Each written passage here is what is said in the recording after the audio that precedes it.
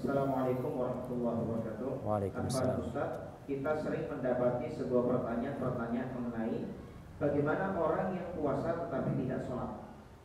Mereka tidak sholat karena asik tidur. Katanya tidur di bulan puasa itu bernilai ibadah. Tolong Ustaz jelasin mengenai pertanyaan itu dan mengenai tidur dalam bulan puasa itu bernilai ibadah. Syukran. Masya Allah. Barakallahu fiik. Rasul sallallahu alaihi wasallam mengatakan al-ahdu alladhi bainana wa bainahum as-salah. Faman tarakaha faqad kafar.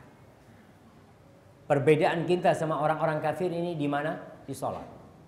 Barang siapa meninggalkan salat maka dia telah kafir. Apa kira-kira orang kalau sudah dihukumin kafir akan diterima amalnya, jemaah? Wallahu a'lam.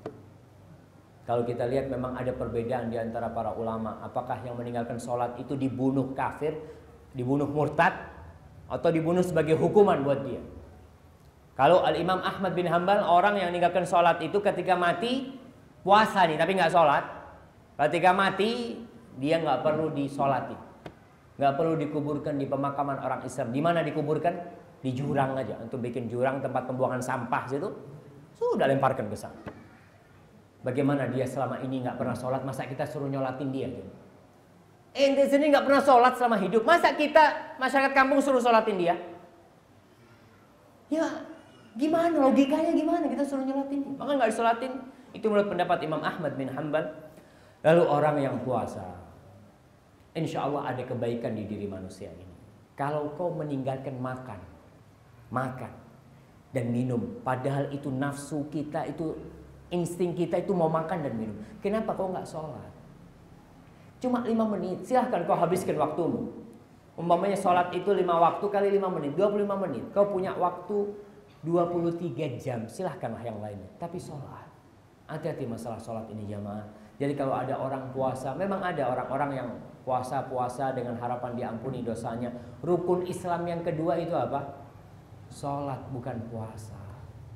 Hati-hati dengan urusan sholat. Kalau masalah tidurnya orang yang berpuasa itu ibadah, kalau diniatkan ibadah, karena tidur ini termasuk kebiasaan. Makan kita bisa jadi ibadah. Ketika kita makan, ya Allah aku kepingin nanti bisa sholat malam, kasih aku kekuatan ya Allah. Jadi ibadah tuh makan. Tidurnya pun kalau ya Allah aku kepingin tidur sebentar supaya aku bisa sholat malam ya Allah. Bangunkan aku ya Allah jam sekian. Itu jadi ibadah.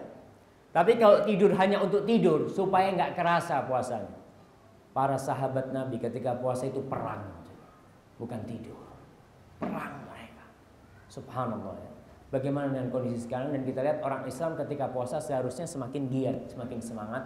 Jadi kalau dikatakan tidurnya orang puasa itu ibadah, kalau diniatkan untuk ibadah. Umpamanya tidur habis subuh, anak mau bangun jam 9 lah, anak mau sholat duha terus mau ngaji sampai zuhur. Jadi ibadah tidurnya. Kalau niatnya untuk ibadah. Wallahu a'lam.